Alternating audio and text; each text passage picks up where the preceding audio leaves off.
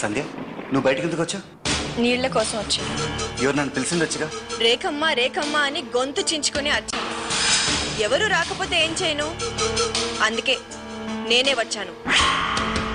అయ్యో, నన్ను పిలిచుండొచ్చు కదా సంధ్య. నువ్వు రేఖని పిలవడం నాకు వినపడలేదు, లేకపోతే నేనే వచ్చి ఉండేదాన్ని.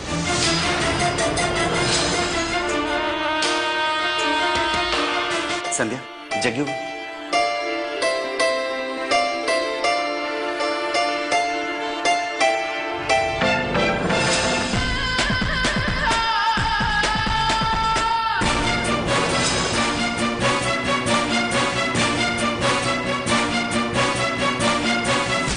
ఈ మంచినీళ్ళు తాగు.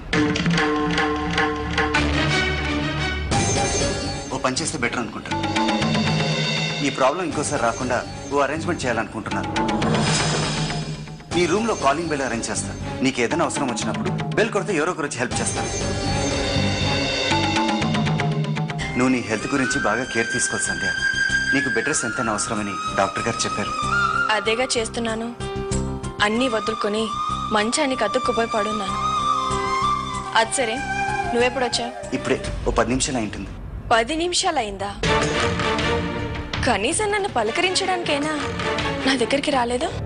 ఇప్పుడు వద్దామని అనుకుంటున్నాను. రేకేదో విషయాలు చెప్తుంటే మాటలు పడిపోయింది. రా వెళ్తాం. క్లాస్ జాగ్రత్త.